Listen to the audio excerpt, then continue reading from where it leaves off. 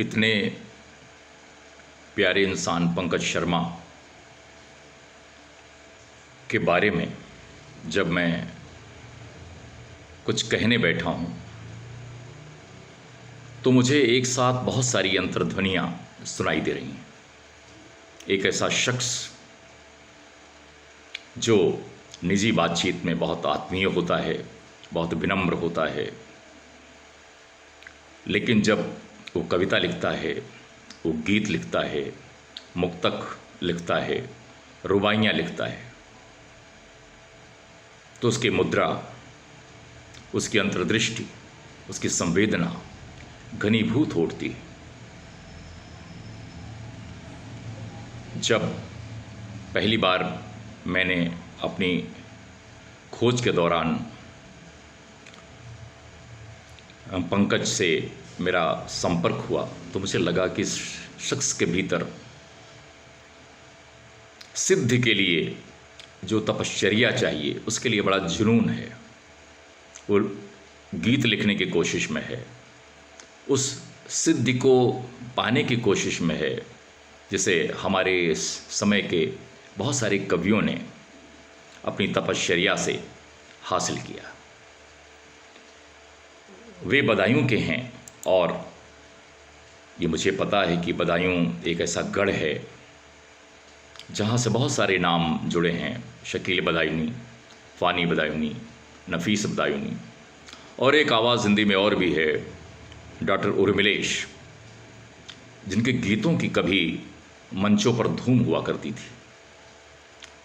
मैंने कभी उन पर लिखा था, उसका शीर्षक दिया था उस लेख का, गीत हैं या मोगरे के फूल। ऐसे गीतकार के जिले से ताल्लुक़ रखने वाले पंकज शर्मा हमारे समय के अद्वितीय युवा कवियों में। तो जिन उर्मिलेश की बात मैं कर रहा था, उन्होंने कभी एक पद लिखा था कि कल न बदला तो आज बदलेगा, वक्त अपना मिजाज बदलेगा, आदमी की यहाँ तलाश करो, आदमी ही समाज बदलेगा। और निश्चय ही हमारी हिंदी कविता में, गीतों की दुनिया में ऐसे अनेक हस्ताक्षर हैं जिन्होंने अपनी कविताओं के माध्यम से, गीतों के माध्यम से, मुक्तकों के माध्यम से चित्त को एक नई काव्य भूमि उपस्थित कराई। मैंने पंकज को देखा कि वे एक बड़े चैनल से जुड़े हुए हैं। उनके भीतर तुकबंदियों का अंबार है जिससे वे जीवन और कविता को नए अर्थ देते हैं। चांद तुम गवाह रहना उनका पहला कविता संग्रह था, और उसके बाद मुझसे मिलने आओगी। हम देख सकते हैं कि रोमांटिक मिजाज उनके भीतर पहले से ही रहा है, लेकिन उनके साथ ओज के बड़े कवि राहुल अवस्थी जैसे लोग जुड़ जाएं तो अदब के जो बीज बोए जा सकते हैं उसकी फलश्रुति उनमें देखी जा सकती है।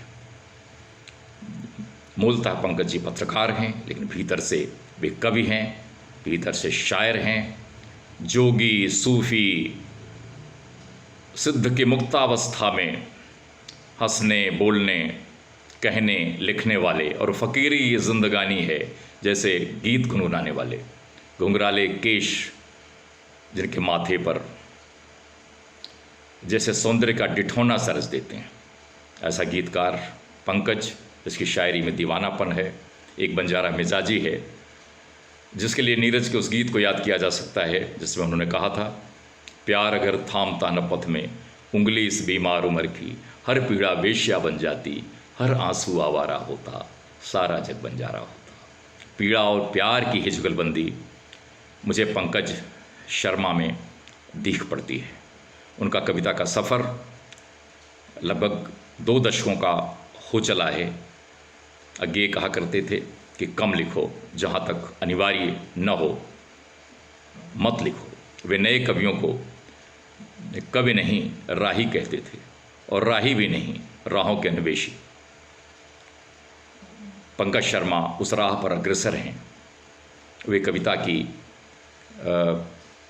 पुण्यभूमि पर उतर कर उस कविता की काया तक पहुंचना चाहते हैं, उसके भीतर की सत्ता तक पहुंचना चाहते हैं, जहां पहुंचकर व्यक्ति खुद से मिल सकता है।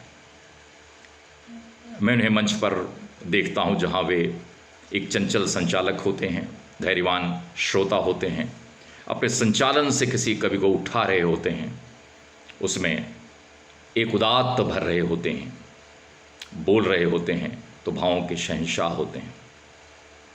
उनकी पंक्तियां मुझ में गूंजती हैं।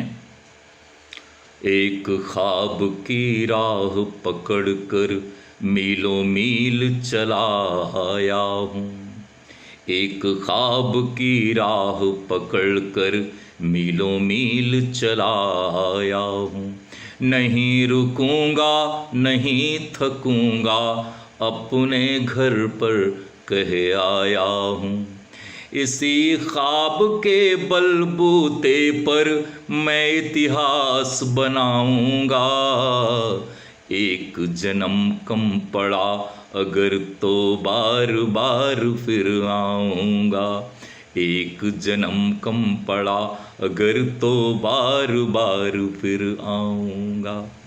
वे बदायूं से एक सपना संजोकर चले थे, जीवन और जीविका का, लेकिन जीविका से जुड़कर भी वे जीवन की पोटली को अभी तक वे संभाले हुए हैं। जिस मीडिया चैनल में वे काम करते हैं वहाँ उनकी बड़ी प्रतिष्ठा है, उनसे प्यार करने वाले लोगों का अपार संसार है। वे अपने निकट एक बदायूं बसा कर रखते हैं, उसे आज तक नहीं भूले हैं। और यथार्थ के जिस तीखे कड़वे माहौल में आज हम रह रहे हैं, वहाँ पंकज जैसा शख्स सपनों के अपने गणतंत्र को बचाए हुए है, वो खो न जाए, इसके लिए वे आज भी प्रतिबद्ध हैं, सन्नद्ध हैं। शायद यही प्यार की पोटली, यही कविता की पोटली, यही मुक्तकों की पोटली उन्हें जिंदा रखी हुई है, और उनकी बंजारा मिजाजी को भी।